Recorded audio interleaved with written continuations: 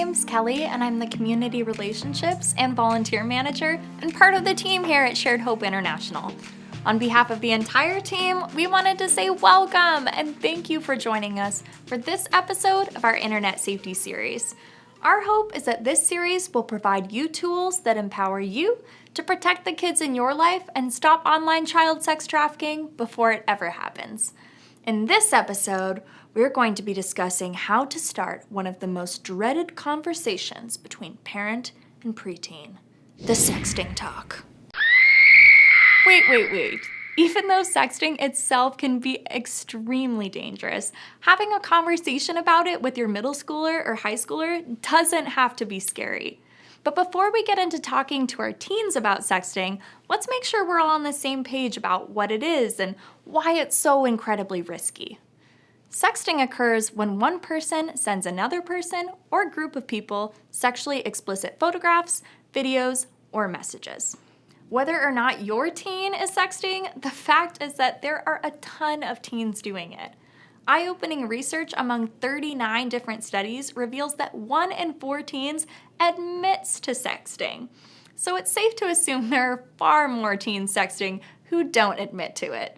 And many parents are generally unaware of whether or not their teen is engaging in sexting. Many teens I've spoken with about this topic see sexting as a normal part of modern romance.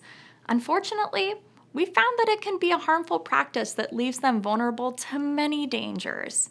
Here are a few reasons why we discourage teens from sexting. It's illegal.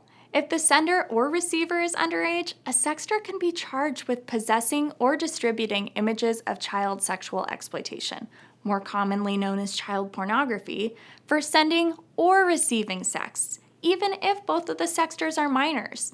If prosecuted, an underage sexter might even be required to register as a sex offender, depending on where the crime took place. Images can be shared with others beyond the receiver. Just about every teen has heard a horror story about someone at their school or in their community who has had sexual photos of them leaked by angry peers and sent to countless recipients. This is called revenge porn, and there are laws against it in almost everywhere in the US. Despite its illegality, there are still websites on the mainstream web entirely dedicated to sharing these types of images in order to coerce, control, or humiliate the sender. Sadly, some people take revenge porn even further and use the messages or images to extort the sender into giving them sexual favors, money, or even more graphic, violent, or humiliating images of them. This is known as sextortion. Unfortunately, these crimes of revenge porn and sextortion aren't just committed by peers. They're also common tools used by sex traffickers and online predators.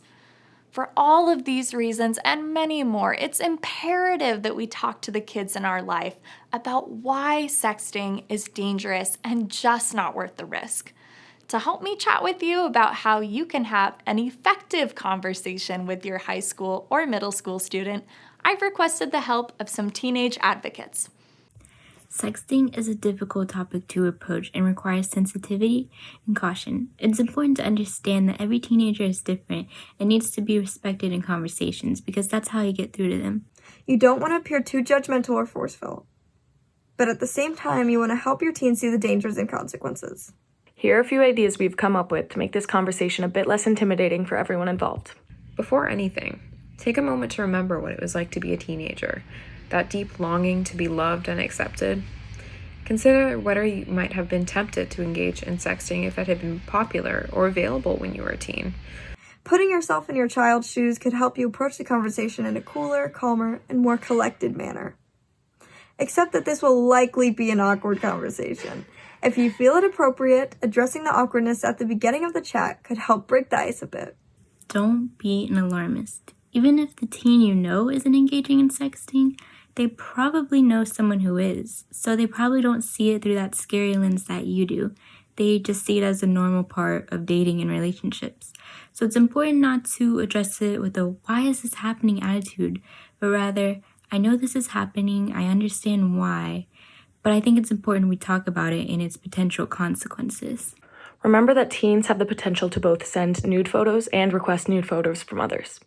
In other words, make sure to chat with your child about why it could be harmful to either sext photos or coerce someone else into sexting such images to them or to others. When in doubt, stick with the facts. It might be helpful to research your state's laws on sexting so you can discuss knowledgeably the possible legal repercussions for your teen. Or look up local news stories detailing how sexting has negatively affected youth in your area.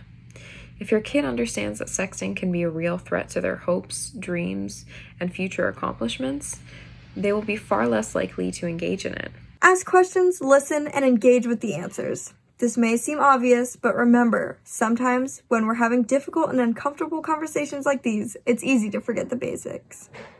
Remember to end the conversation with encouragement. Tell your kid the things that are valuable and laudable about them, things that have nothing to do with their sexuality or appearance.